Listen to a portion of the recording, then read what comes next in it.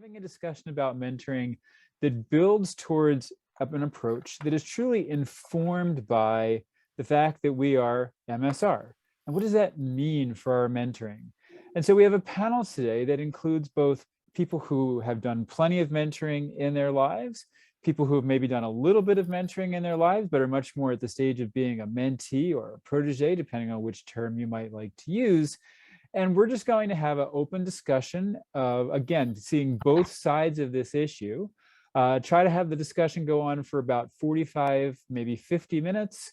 And then at the end, some time for some questions from the rest of the attendees at the session. So we're going to start with a broad question to the group of the panel. And first question is just a general approach to mentoring, and maybe within all the mentoring that you've given or received, is there a most memorable moment? And I'm going to first give the question to Janelle. Well, hello. I'm Janelle King, and I am a PhD student at Saybrook University, and I'll leave it there for the rest of the stuff to make room. I've had a good, memorable experience and a bad, memorable experience. So I'm going to start with the bad and segue into the good. I had a mentor at work who was coaching me to take a different kind of role within the organization. I work for a national construction company in the United States as their innovation and their creativity and innovation director. And as this person was working with me, it became very clear that they were not coaching or mentoring me as I was, as a person with everything that I brought to the table. Instead, they were mentoring who they thought I was supposed to be. And it felt like such a tremendous disconnect, so dissatisfying, like when you bite into a donut and that donut is just really sad. And you thought, oh, this was supposed to be so good. It was going to be so delicious, but I kind of regret biting it and I kind of want to spit it out. So that disconnect with seeing me as a real person for who I am led to a very painful mentoring experience. And I ended up, thanking them and ending that relationship because it was so off. Contrast that to one of the biggest gifts in my life, Dr. Judy Neal, who I happened to, there's a fun story on how our paths connected. I remember the first time that we sat down and talked to each other. And it was so clear right from the get-go that she saw me for who I was. And not only that, she saw in me the potential that I did not even realize was there.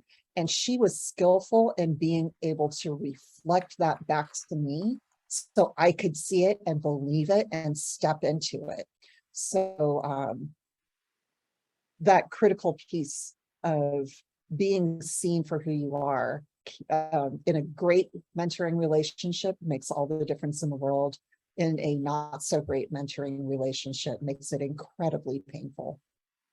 Thank you. Thanks, yeah, thanks, Janelle. That's a really useful insight. And given that Judy is also a member of our panel, we'll actually turn the question over to Judy next then. So Judy, again, the open question to begin the panel discussion is, do you have a general approach to mentoring, and or is there a particular, either most memorable, or in Janelle's case, both most and well, both were very memorable. One was just different reasons for being memorable, as opposed to most and least memorable. But what would you like to share with the group about either, again, general approach or memorable mentoring moment? Thank you. And thank you, Janelle. I've got more to say on that in a minute.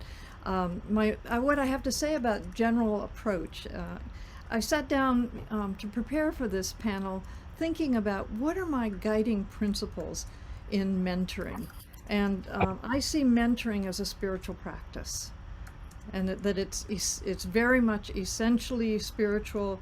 and it's essentially about love. And so my guiding principles are, first of all, that when doing mentoring, you have to have an intention to be of service to the other person. And a practice that I do is creating sacred space, and that can be anything from putting sacred objects near my computer, to lighting a candle, to taking a moment of silence before I actually open the Zoom room. And with someone like Janelle, and in fact with all my clients and people I mentor, and Corrine Young is somebody else that I'm mentoring, I have a practice of creating a contemplative experience that I hope is deeply spiritual as we begin our time together. So it's really seeing our time together as being in sacred space. I think the biggest component of skillfulness in mentoring is tapping into intuition, noticing what images, metaphors, my own stories, anything that just shows up, whether it makes any sense or not, almost like a psychic reading. Yeah, I feel like, and maybe I shouldn't even say almost, I think there is a psychic reading component to this that I receive guidance to offer in service to the person I'm with. There's a basic principle that I operate on, and that is there's nothing here to fix. Anyone that I'm mentoring or supporting is not broken. They're not a problem to be solved. They are someone to be loved into their full beingness. A challenge I find in mentoring is noticing when my own ego or my own agenda might be showing up. And I think I'm getting better and better at noticing that. And so what I do is actually say to the person that I'm coaching or mentoring is, here's my ego talking, or here's what I personally would want. Take it with a grain of salt. This is my agenda, not yours. And I name it and then share it. And they can do whatever they want with it. That way I'm not being manipulative, but I'm also being truthful to something I see and experience. There's two more principles, and one is networking, that I'm always listening to who else do I know, or what other organizations do I know that could support this person, or that I can hook them up, like Kevin with you, and hooking you up to the MSR Research Committee and the mentoring. You know, as I'm always listening for what is the gift this person has, that this is a place they can use that gift, or this is a place that can be a gift to that person. So I think I'm hardwired that way. Not everyone is, but I'm just hardwired to think of how can I connect this person to someone or something else. I mean, that might even just be books or articles, but typically it's people. And then the last thing is a real sense of gratitude that I carry throughout my time mentoring someone. I am so grateful for the relationship and for the opportunity to serve someone. It just feels like such sacred work. And I'm really grateful that people who work with me trust me, and trust themselves even more to take what, like they say in 12-step programs, take what you like and leave the rest. So those are my principles. And I would say that one of my favorite memorable moments was the first time I suggested to Janelle to do something kind of weird, kind of shamanic. And she just, jumped for joy.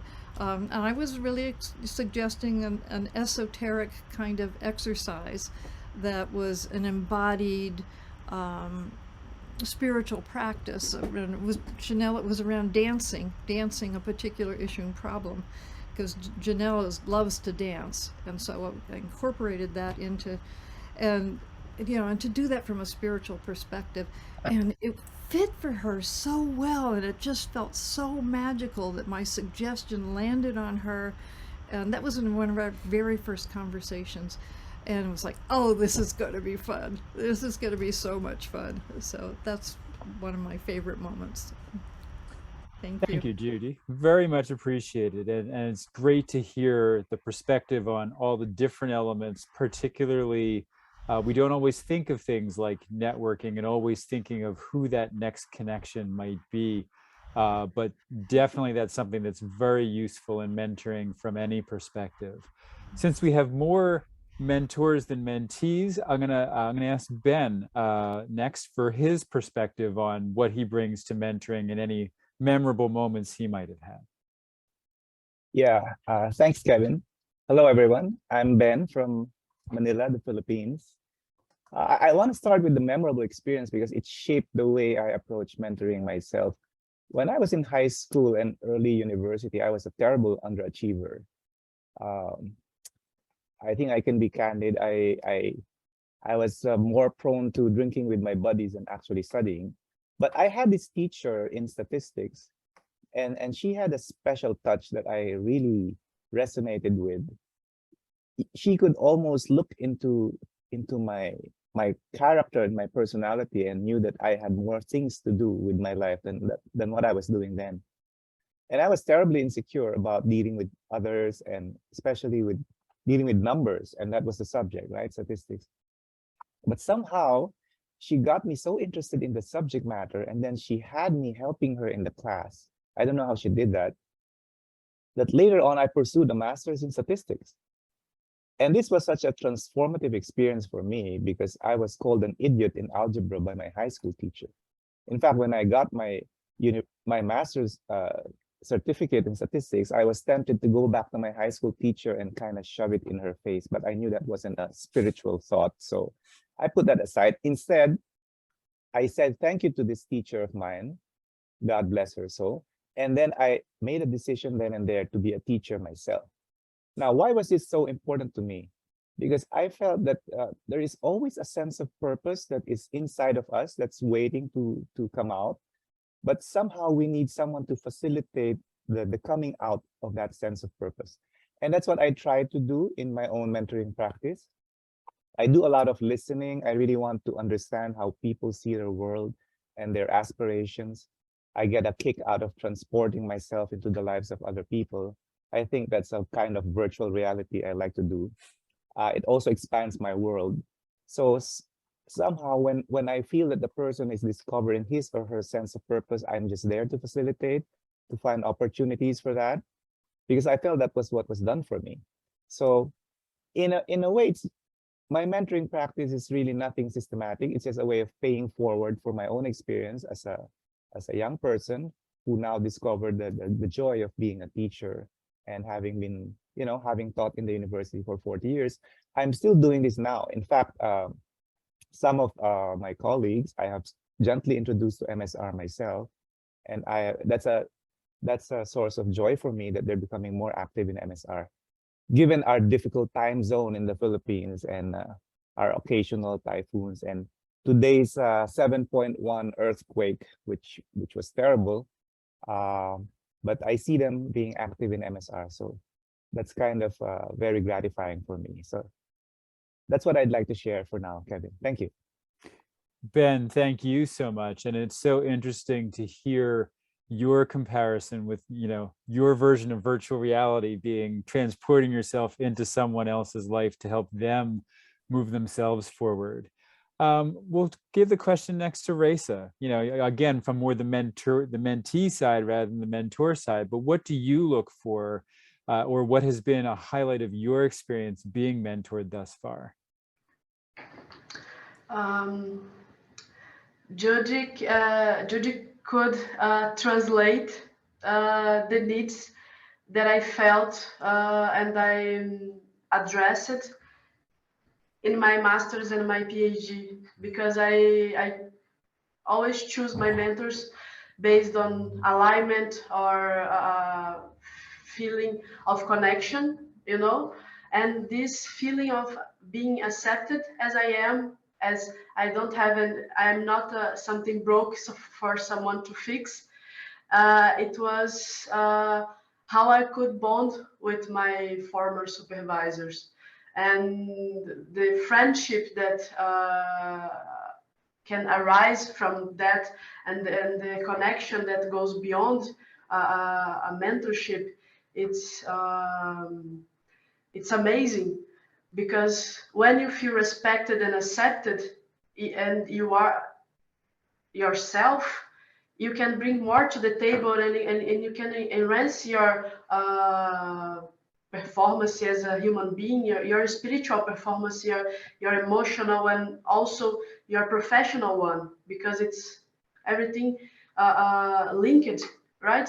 And he moving from Brazil to Portugal, I really needed emotional support, because I'm here without I was here without any family, without anyone to bring an emotional support.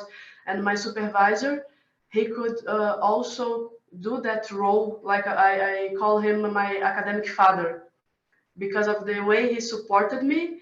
And until today, after finishing the program, we are still working together, and we still have this mutual respect and friendship that was essential. And if I would choose someone based on their CV, that wouldn't happen.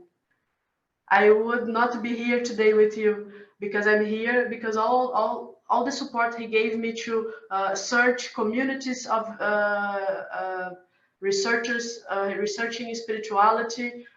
It was all this support that was essential, because all the prejudice, that all the wall that we have to climb to study spirituality in some countries, in some universities, he was the first one to accept that and to embrace my willingness to study spirituality management.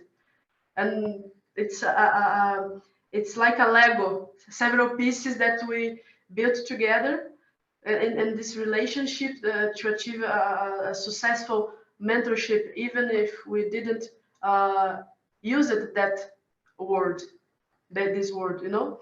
And Ben was saying about listening. I met Ben a year ago because of both four, and since then we are working together. And the way he listens to us, the way he listened to me, it's amazing. The way he gets my insecurities, my anxiety, you know, the things that my concerns as an academic, and the way he can give some really good advices, and the way he can show how welcome and how this is happening, and how we can connect this, and it's not wrong. It's just a phase. It's just something that we have to work on and improve ourselves, but it's part of the path. And that's amazing. All the scholars that I met at MSR, all the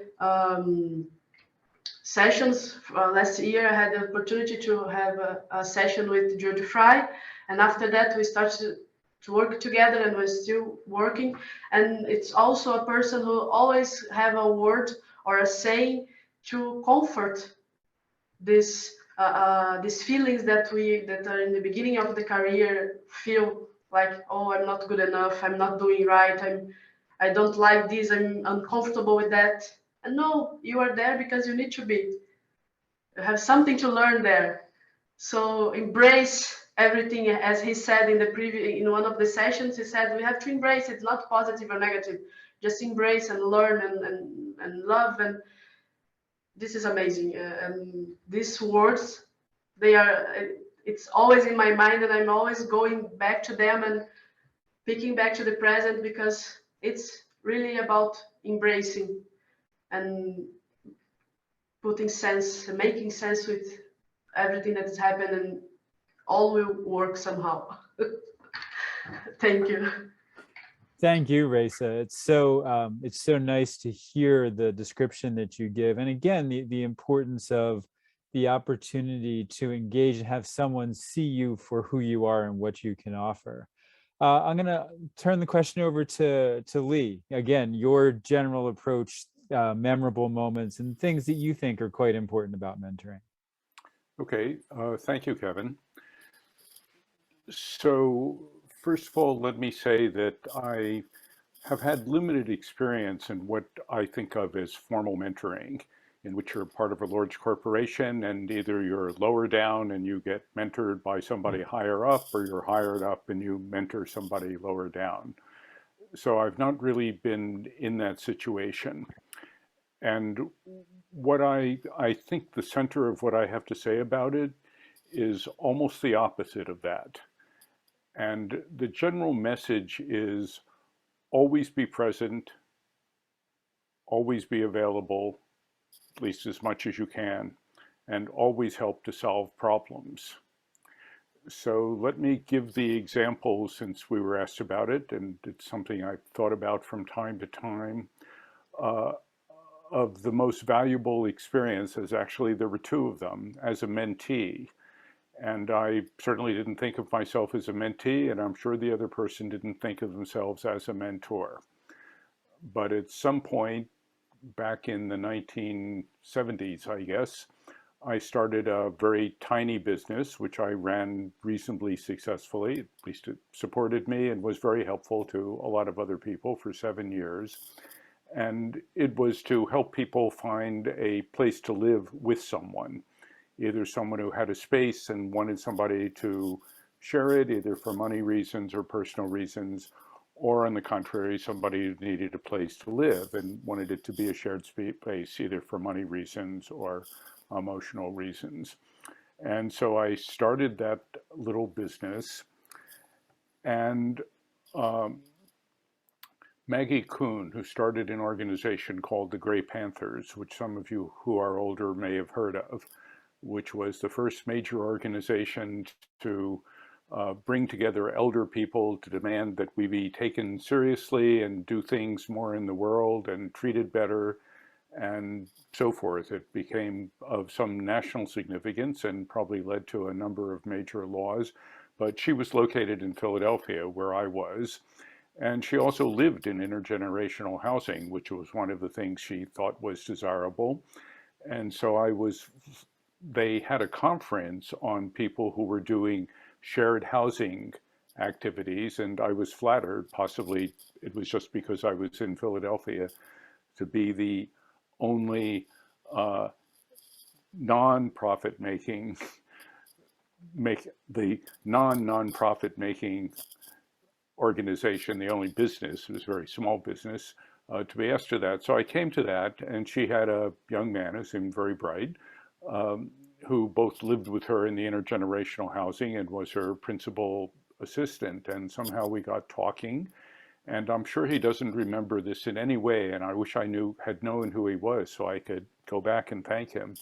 And so at some point he turned to me and looked at me, and this was, by the way, I should say that I'd gone straight from college at Harvard to a doctoral program in economics at Wharton. After 6 years that I wasn't finishing my dissertation, I decided to leave and became an economics professor, and various other things went on. But eventually I started that business. So this was something like 20 years later, and I hadn't finished the dissertation. Anyhow, this young man, whose name I don't remember, looked at me and said, "Lee, you're not really fulfilling your potential, are you?" And I went, "You're right."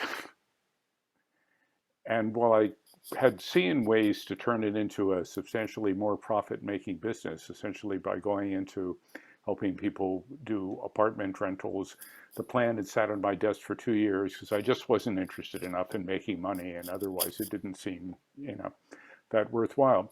So that was number one. Number two, which was directly connected with that, so I decided, and Ben had just talked about this kind of thing, to go back and get a doctorate, or actually a master's degree in statistics, because at this point, and I was over 40 at that point, I still didn't really know what I wanted to do with my life. And the good thing about statistics is you can go most any direction with it, applied statistics. And I was well suited for it because I was both pretty good in math and pretty good at practical things, which is a relatively unusual combination. And so I called the admissions office, and the person, and I have no idea who this person was, except he had been a fellow student of mine when I was in the economics doctoral program.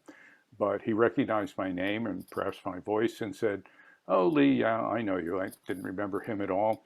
And said, "Well, you know, there's this new program that's started by somebody named Russell Akoff, uh, and I think you might be interested in it." I said, "Oh, sure, I can go look at it."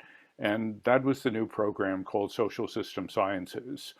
So Russell Akoff was the founder, or he said he was the founder, possibly one of the founders of Operations Research, uh, and had been in Case Western Reserve for many years, became disillusioned with the dean there. Russell was the only genius that I've ever had any personal real connection with. And it was wonderful, but they're also sort of difficult. So he had a conflict with the new dean there, and so he took his entire department with 12 graduate faculty and most of the graduate students to Wharton. The only instance I've ever, from Case, I've never heard of anything like that otherwise. And so there he was, and I went and looked at the program and discovered what it did was it studied organizations, which is what I've been interested in all my life, in starting and fostering, including MSR. And so I then went on to do that, and that has determined the rest of my life. So I got my doctorate. It took me 25 years when I first started. I got my doctorate from when I first started, went on to become a professor, and eventually to do the first thing that led to the initiation of MSR. So these were instances, these were like 1 or 2 minute conversations.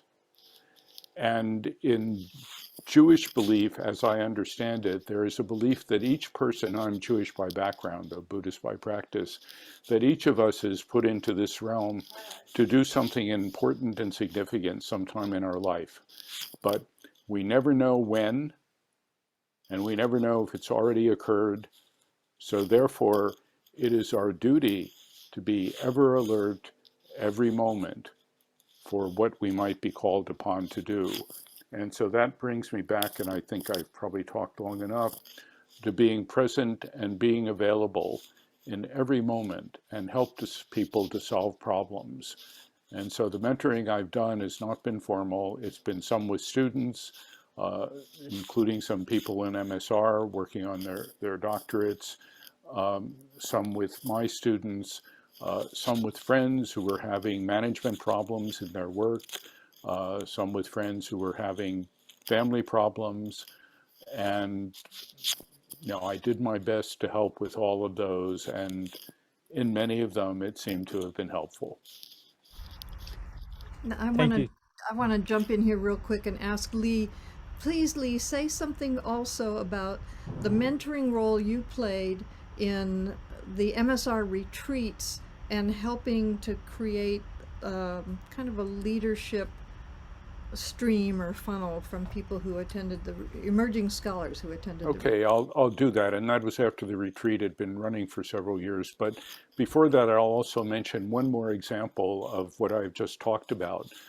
So I think it was 1990, AOM met in Denver, and I had lunch with somebody there. I have no idea who they are. And we had a conversation, and somehow jointly, it wasn't me, it wasn't him, it was somehow in our conversation, the idea that MSR, if we were doing this teaching about spiritual stuff, we should do some of it. We should have a retreat. And so later, after working with Andre Delbecq on it, we had our first retreat in the next year, and it has gone on since then. And in one of those retreats, about 7 years ago, I had become unhappy that I didn't seem to be able to get most of the leadership of MSR, the formal leadership, the executive committee, to come to a retreat, which I didn't think they needed to do every year, but I thought they should do at least once for the purpose of building community. So then I decided, all right, well, if the mountain won't come to Muhammad, then Muhammad should come to the mountain. And at that point, MSR was having a lot of difficulty with several chairs who, for personal reasons and of one sort or another, were not functioning very well. One needed to quit to take care of his elderly father who was ill. And so it looked to me like it might be ending. So I went to that retreat, and this is what Judy was talking about, I think, and looked around and found, I think it was 4 people that I thought were good candidates for leadership. So I talked to each of them privately and convinced all of them that yes, they would be willing to try doing it, and all 4 of them did, and eventually 3 of them went on to the chair track, and the other one didn't stay that long, but did something for a year or 2. So again, you never know. Be ready, be available. And a couple more points very briefly. One that's difficult for me, and I'm not exhibiting it at the moment very well, but listen as well as talk. Very important. And I guess I'll end with that. Very much appreciated. And certainly what your story brings up, among many other things, is the fact that mentoring can be a long-term relationship. I've had some people I've mentored for more than a decade in a very bi-directional relationship. And sometimes mentoring can be just that one episode that changes the course of someone's trajectory in a very unique and special way. And there's all kinds of opportunities for both, which I think is just very important to recognize. Many of you have already commented on things that might be considered a part of, mentoring particularly informed by an MSR approach. But Janelle, anything to add in terms of thinking about an MSR approach, or even something that came up today that made you think a little bit in a slightly new way or differently about mentoring? Thank you. Yeah, I mean, hearing Judy, hearing you spell out the 7 rules that you live by through mentoring, and having the experience of dwelling in that space when those rules are activated or those guides are activated, put a lot of things together for me. And there is something really powerful about, what Lee was talking about, and Reza and Ben, we were all talking about presence. And while I am a mentee within MSR, I am a mentor in my professional and academic space. And it has always, it's really landing for me that ability to cultivate genuine presence with another. It does put me into more of a channeling or psychic space. And there is something transcendent and incendent that happens when there is powerful mentoring happening, right? We are tapping into something larger than ourselves, which is helping to bring clarity and insight and recognition to the space. And at the same time, there is this incendence, this going deep within ourselves, and bringing that level of reflection up and out in service to those with whom we serve. It becomes a mutually generative, mutually rewarding experience. And I'm grateful for Lee and Judy and Ben, for everyone who's helping to put words around that experience for me. I think that's very true to the MSR spirit. So Judy, I think yours already sort of is clearly within an MSR framework. So I don't want to skip you necessarily, but I'm going to ask a few other people, and then if you have anything to add, maybe come back at the end, because we are already more than halfway through. Ben, do you have anything in particular to add that really informs sort of an MSR approach to mentoring? Well, I would say it's really the S in MSR. My entry usually is at the research level, getting those papers out and working through the tenure system. But because it was very personal to me, that when I decided to join academe, I felt it was really a vocation. it was never really a job for me, because that's what I saw in my own mentors. Because there are really bad days when you feel teaching is such a grind, right? And especially the administrative part. So for me, helping young people or early career scholars develop that very deep sense of purpose and mission is for me the most important thing. So the publications have to get out, of course. It's a pragmatic thing. But at the end of the day, why are we doing this? It's really because we're trying to build a better world, and we're doing it through research and through teaching. That's why I resonate very much with MSR. That would be my take, Kevin. Thank you. That's very informative. Raisa, anything from your perspective? I said that I said last year, and I will repeat now. I never felt more welcome in a research group than I felt in MSR. It's the place that I feel more welcome and more appreciated as a person for everybody. It's so beautiful the way people do that, and how things flow naturally. And I agree with Ben. I think it's the S in the MSR that builds that energy flows, that flow that is so intuitive and natural, and it goes so beautifully. It's so full of bliss, and it's amazing how we younger scholars can have a support from the stars of my MSR, and I know that I didn't address your question properly, but it's what I felt that I should say, and appreciate how everyone is welcoming with us. Thank you. Well, and I think to a degree, I mean, that's part of the MSR culture. So whether you can put a specific word on it or not, it's reflective of what this group within Academy of Management really has come to represent and come to try to bring to life. Judy, before we move on, any additional comments? Yeah, I think just a quick one is, I think one of the MSR unique perspectives is that we don't see mentoring as hierarchical, and we've been using the phrase co-mentoring. Those of us who are senior scholars benefit so much from working with the emerging scholars.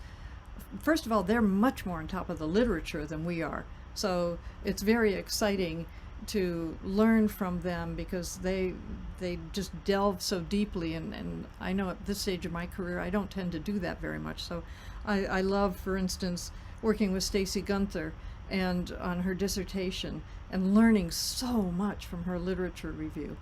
So that there's that aspect, and then there's the aspect of technology and their understanding of how to build community through technology and how to support one another in ways that those of us who have been not so technology exposed really benefit from their service, like Siddhartha Saxena, who stepped in to help us with the Fetzer scholars to find out what kind of mentoring they needed.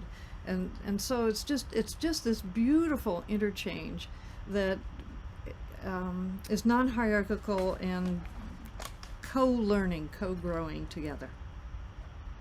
Thanks, Judy. That's very helpful. Lee, I'm going to welcome you to comment on that if you'd like, but I'm actually going to turn to the next question.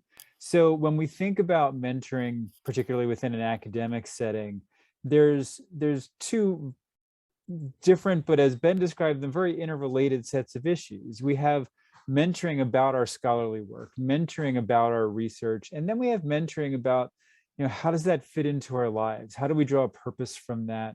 If we're working on career life issues and how those fit together, or for some of us don't fit together so well.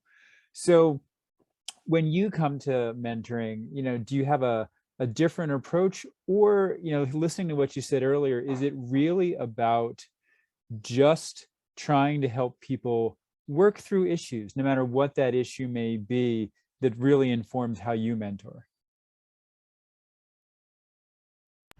Who was that question for? That was to Lee. Lee, thank you. Great. Oh, okay. Well, for me, it's really just about trying to work through issues. It's about listening and trying to help solve problems, whatever they may be, as best I can. And what I haven't done as well in the past, my inclination is to talk rather than to listen, but I'm learning still. So I have my last dissertation student who's graduated, and now he wants to write some papers for it, which I think is desirable. It's not a professional reason because he's close to retirement anyway, and he has a job, but he wants to do it. And so he keeps asking me, so exactly what should I do? Where should I go? And so forth. And I'm like, no, first of all, I don't know the answers to that because it's not, the area is management of accounting departments, and I don't have any background in accounting. He's an accountant. But secondly, because he really needs to work through thinking that himself.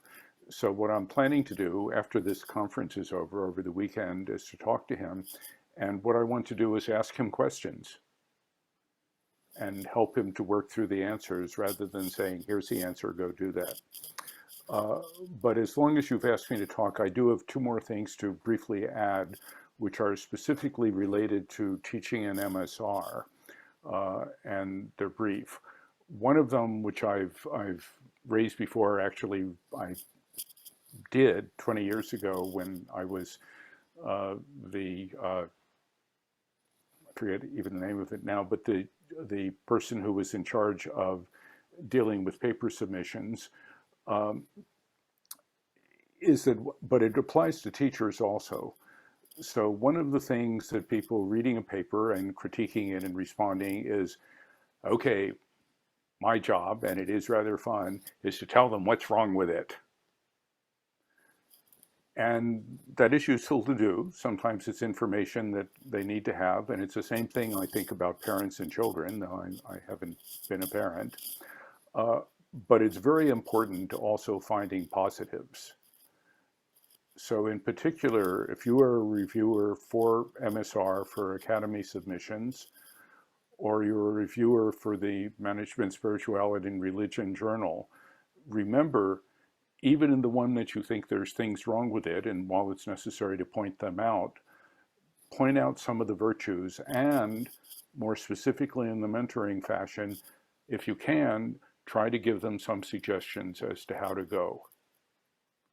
So that's the one. I think that's very important for MSR as well as for the people receiving it, in terms of getting things successfully done and published and having people be members and like being members.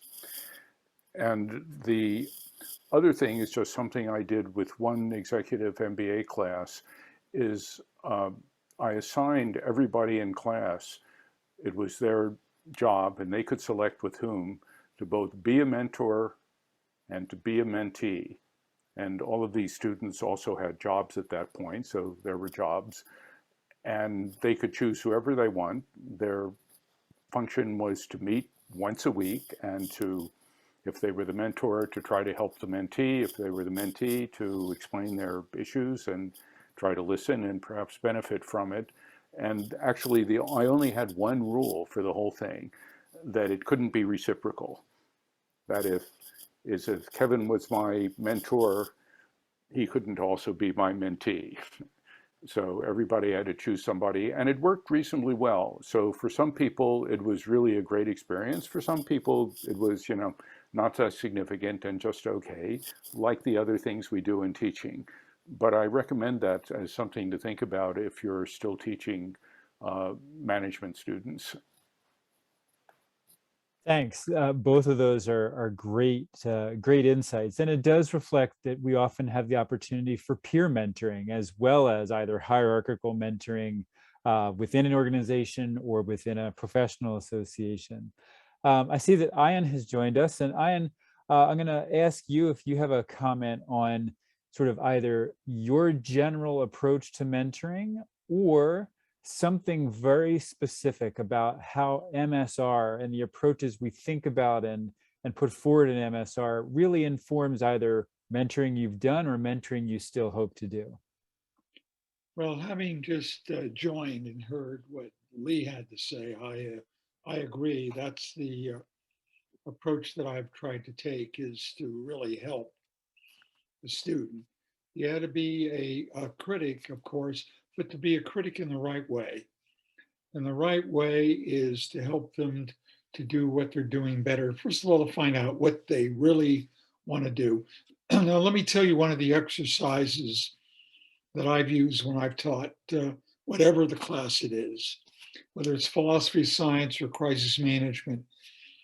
After about a month or so, or a couple of weeks into the class, instead of having people write term papers, which are boring and staid, I asked them to write a 3 to 5 page letter to somebody important in their life, explaining in their own words what they've learned thus far and what they hope to learn.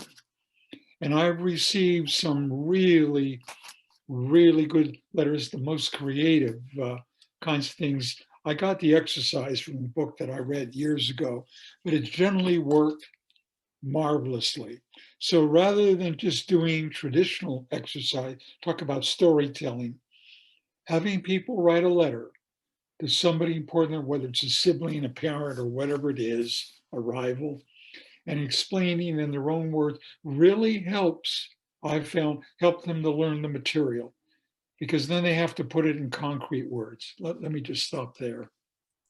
I appreciate that. And actually, I appreciate also within Lee's comments, the comment about, whatever way you want to phrase this, being critical, but being critical in a way that is constructive, that is developmental, and that is aimed at not critiquing just to put someone down, but critiquing to try to improve and end up with a better product.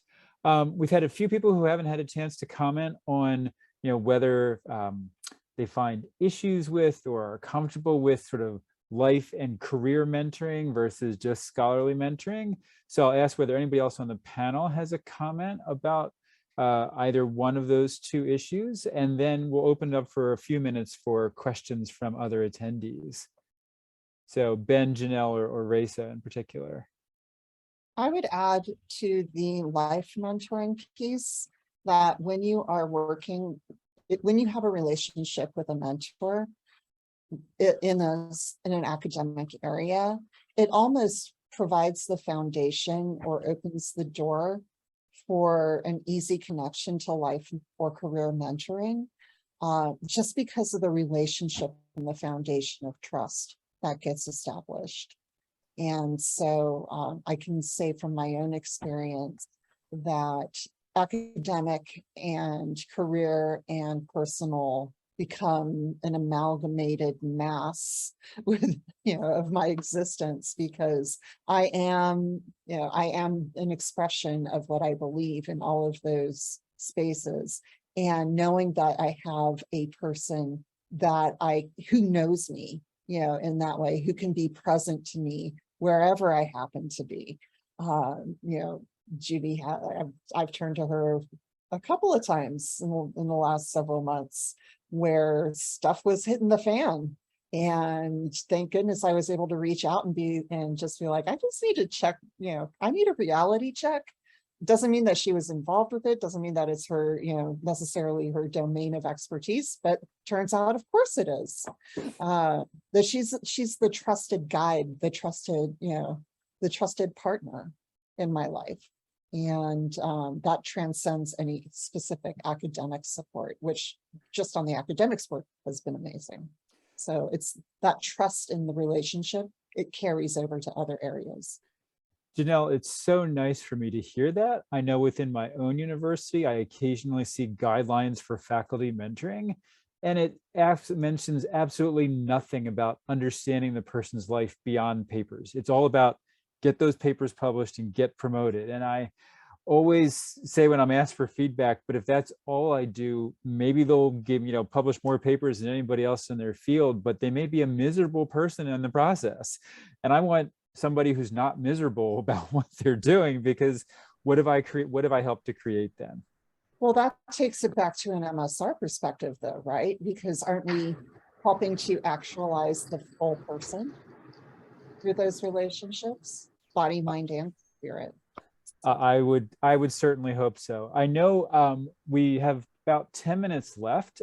We've had one series of things going back and forth in the chat about coaching versus mentoring, and some other very useful comments. I do want to make sure we have a few moments. If anybody has a question they'd like to ask, small enough group, I think people could just jump in. I've got a few more questions I can, guide to the panel, but if there are questions, anybody can jump in. And I suppose, Corinne, in particular, you had asked about the coaching versus mentoring. Was there anything you wanted to follow up with that, or did you get your question answered? Yeah, I mean, I got my question answered. I guess my perspective is I'm always coming from the person. That's my nature, and so maybe I overstepped when I was coaching sometimes. I don't know, but I don't think so, because I've just always felt that was in my life when I was mentored or coached, that it always was integrated with life and all the things going on around it. And so I was taught that way. And Janelle, of course, we all have our own experiences, maybe where we were not mentored or coached well as we needed at the time. I feel like coaches and mentors, if we're using that as the more transformational, show up when we need them. It's really amazing. I mean, Judy Neal, I mean, I'm in the end of my career, the beginning of a new career. And so I absolutely, thought Judy would be the person as the spiritual guide. And also,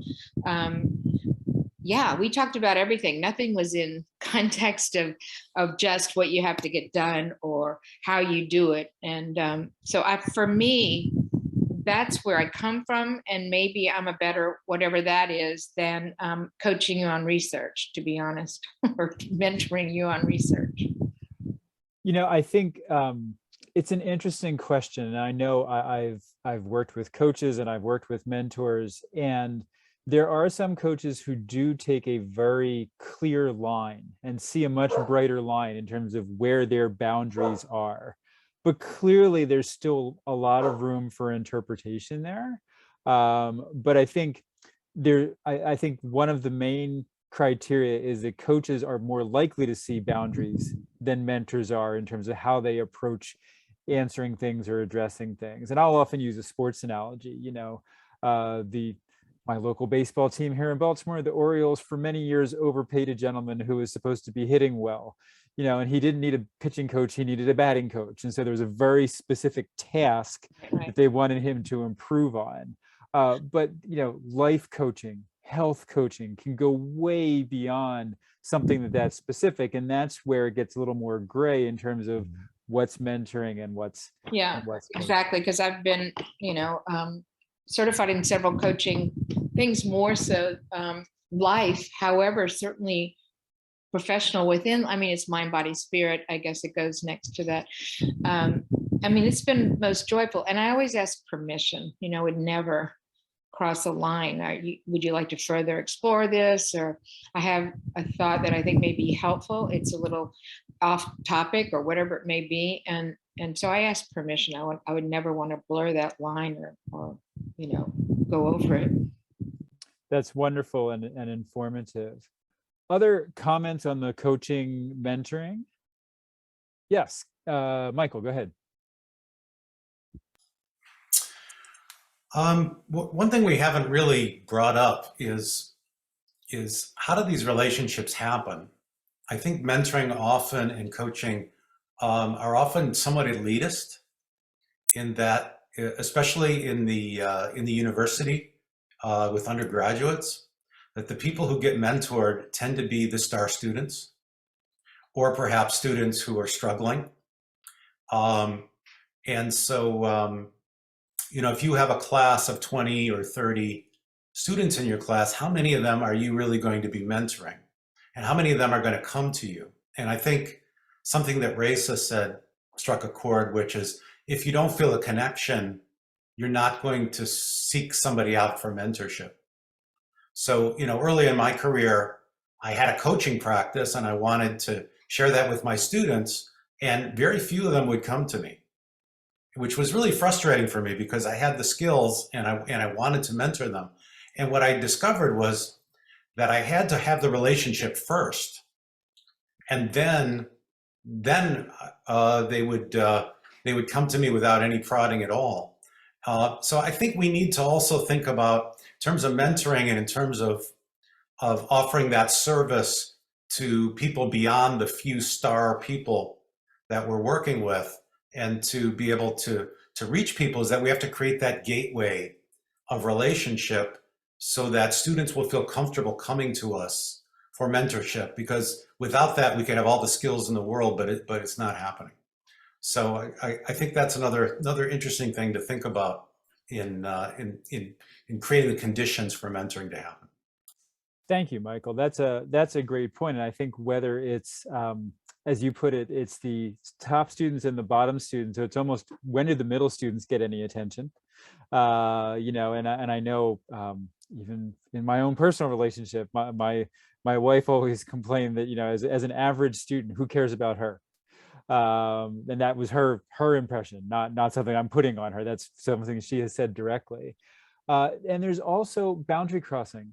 I've listened to many presentations in the LGBTQ space in the past 2 years, and someone saying, a faculty member saying that they self-identified as a member of that group. They seemed like they were mentoring all the students in that group in their unit. And I asked them, do you feel like you've been pigeonholed? And they said, no, I'm not pigeonholed. It's just that the students don't feel comfortable going to anyone but me. And so whether it's issues of elitism or not helping just the top and the bottom, whether it's helping people who are different from us in any demographic way, how do we create that open and welcoming space? And I would imagine there's much room for continued discussion, but we're almost at the end of our hour at this time. I want to open it up for any final comments from my panel. We've had a great discussion. We maybe have a time for one more comment, and then I'll give a preview of the rest of the evening and turn it over to Paul if he has any comments before we move on. So I can give one more comment. It was something I meant to say, but I left out. So you were asking, one of the things that was asked is, how does this relate to spirituality and MSR? And I would say very simply that the essential quality is kindness. And I would just repeat the statement that when the Dalai Lama was once asked, what is your religion? He responded, my only religion is kindness. Thanks, Lee. That's really helpful. And I see the one question in the chat at the moment is about whether or not it has to be one-on-one. And rather than typing the answer, I'll just say I think one-on-one is the most talked about and the most researched. But there are many models that people are trying at this point, whether it's many-to-one mentor. Occasionally, there's even some local models here in Baltimore for very high-risk youth where it's multiple mentors for one mentee. And so, I think there is much to be explored in terms of maximizing the number of people who can benefit from this type of relationship. So with that, let me give a preview for the rest of the evening. This was Can I make one comment, Kevin? Yes, right, of course, Very Judy. short. Very Yep. short. Yep. I think there's an unspoken form of mentoring that is from observing someone we admire, that where we may not have a direct relationship with them, but we want to be like them. And what made me think about this was watching you, Kevin, as you have facilitated this meeting with such compassion, such grace, and such ease. And so anybody wanting to be more like Kevin, watch this video and really look at how he is present with each person and with the dance of this session. It's been quite beautiful, Kevin. Thank you. Thank you. That's much appreciated. I have a hungry puppy next to me, so I'm gonna just give a few comments about the rest of the